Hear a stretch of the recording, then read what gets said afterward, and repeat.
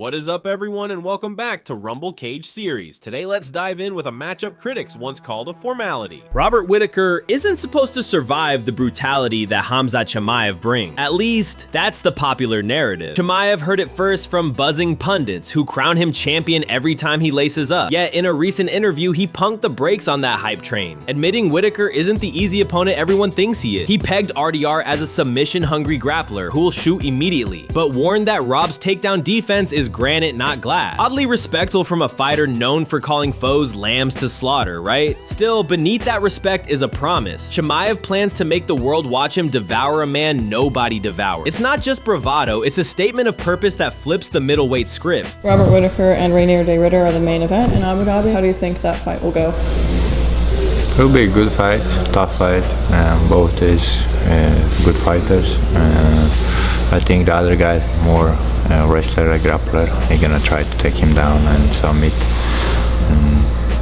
Robert is not that easy opponent like everyone thinks. I get the chance. I've done it fast, but so it's not that easy opponent like everyone thinks. So it will be fun to watch that fight.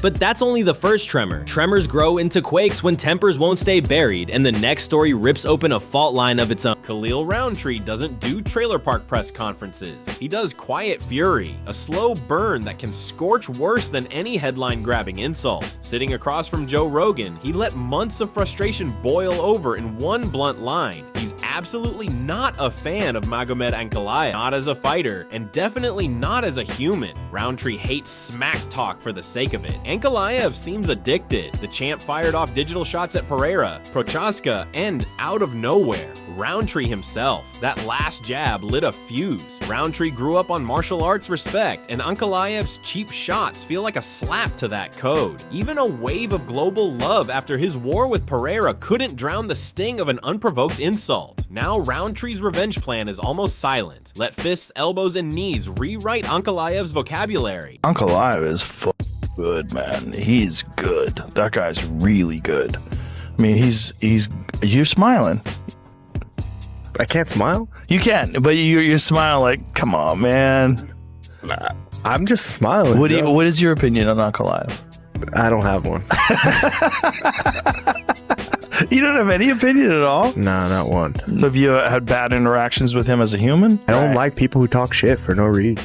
If I didn't say anything to you, if I've never mentioned your name, then why are you talking shit to me or about me or disrespecting me? Well, people talk because you get some attention. And you can get by with just your performance. But some people, they think like, man, I got to get people to pay attention. So fight better. If the matchmakers dare ink that bout, and what happened next shocked everyone. Justin Gaethje's entire career yells action, but his newest message is a quiet bomb. Give me a title fight or I'm out. The UFC's heard that before and rarely flinches. Dana White shrugged, saying if retirement's on your brain, maybe the octagon's no place for you. Daniel Cormier echoed it. Overplay your hand, and the promotion won't blink. Gaethje's betting his human highlight reel status is worth more than corporate stubbornness, but the UFC has an endless line of killers ready to fill a slot. If they don't cave, he'll face a brutal choice. Risk everything against an unranked spark plug like Paddy Pimblett, or fade away. For a man who lives off crowd roars, obscurity might sting worse than any knockout. It sounds to me like Justin Gaethje, as he said before, hey, title fight or retirement. It sounds like he is more than willing to stand by that. That would suck. MMA is better when Justin Gaethje is fighting. We just had to watch Dustin Poirier retire last weekend, and that absolutely sucked. Justin seems to be very, very stern in the idea that if he has to fight Paddy Pimblett, he's not gonna do it. That sucks because I don't know that it's going to make the UFC say, we have to give Justin Gaethje a title fight. I don't know that they're gonna do that, especially when you go through all the things. That Arman has a case, Paddy has a case. Career-defining crossroads can break spirit, and they don't just hurt inside the cage, but the silence following the next fighter is even louder. Paulo Costa never met a microphone he couldn't weaponize, and his latest target is the same undefeated specter haunting Whittaker, Khamzat Chimaev. Costa claims Chimaev DM'd his girlfriend a mocking photo after Costa's loss to Israel Adesanya. To Costa, that's not trash talk, that's personal betrayal. He's replayed the insult so often he can picture every second of their future clash. Chimaev panicking for a takedown within a minute, arms flooding with lactic acid, eyes wide with dread. Costa vows to drown him in body shots until he makes him uglier than he already is. Brutal? Always. Realistic? Maybe. The rankings say Costa sits at number 11, far from Chimaev's rocket fuel hype, but the UFC adores selling grudges. He talked very bad things about me on my girl Instagram DM, so this is totally personal. I feel angry just to hear his name. We need to fight. I want to hurt him very badly. This fight just will not happen if he retires. And venom like this sells pay-per-views. Of course, some grudges are mutual, others completely one-sided. BJ Penn once carried the sport on his shoulders. Now he carries that weight alone on a lonely Hawaiian road. A restraining order from his mom, a diagnosis of delusions, and an arrest after violating that order. This is a shattered legend's reflection. Penn's Instagram plea wasn't just about money, it was a cry for help from the soul. Showing fans the studio where he says he sleeps, he points to the family compound he claims he can't approach without cuffs snapping shut. The champion who once choked out giants now begs Dana White and Lorenzo Fertitta to fend off what he calls an army of thieves. Whether the details are fact or trauma-blurred fiction, the raw pain is undeniable. The UFC loves a redemption arc, but this one teeters on tragedy's edge. This message is for Dana White and Lorenzo Fertitta. I need your guys' help. I've been pushed out. This is the house I grew up in, lived here my whole life. Fought in the UFC, became a world champion and all that stuff. And Mark Mashtroff, UFC gyms. I know we do really well to help promote the UFC gym companies.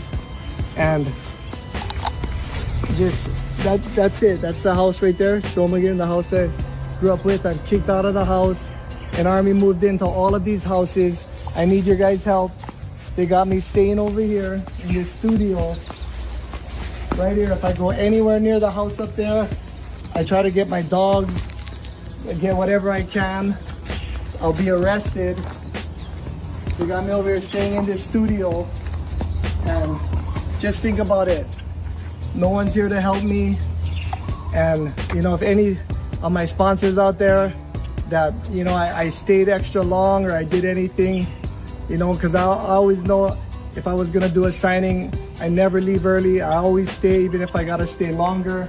But they got me staying in this studio right over here.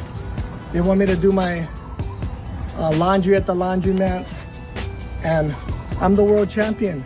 I'm the one who went out there and took the punches, took the blows. And here we are, getting pushed out of everything, about to have everything stolen from us.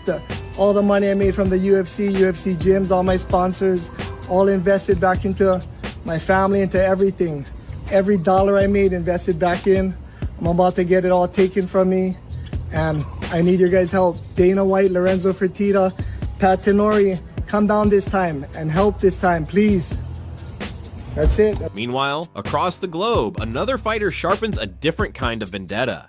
Israel Adesanya has been sprinting dunes with David Goggins, plotting revenge on Sean Strickland. Fans assumed a rematch was next after Strickland's upset, but whispers claim Strickland rejected it to chase Bilal Muhammad instead. Izzy can't believe anyone would turn down easy money after beating him once. Hitch? Strickland's suspended for brawling at a regional show, tossing stray punches like confetti. Nevada won't revisit his case until August. Izzy keeps training, keeps baiting, keeps waiting. For now, middleweight is a chessboard taped together with red ink suspension notices, and fans wonder if that rematch spark will ever ignite. Even speaking of which, I've called this dude out. I mean, have I called him out? Yeah. But now he wants to fight Bilal. Yeah, middleweight. Why? I mean, that's what has he said no to that? He hasn't said anything, but again, I mean, it's easy money. Come on, you beat me once. Do it again. Come on. It's easy money. It'll be fine. Look, if you beat me, we shoot a fair one, that's it. But this one, I just want to make sure I did this right. So I just want to do this one time. Just one more time. Just like, okay, you beat me, cool. If he wants to do a third one, yeah, we'll see. But yeah, regardless, I don't mind. Like, I want to fight. Come on, man. It's easy money. Come on.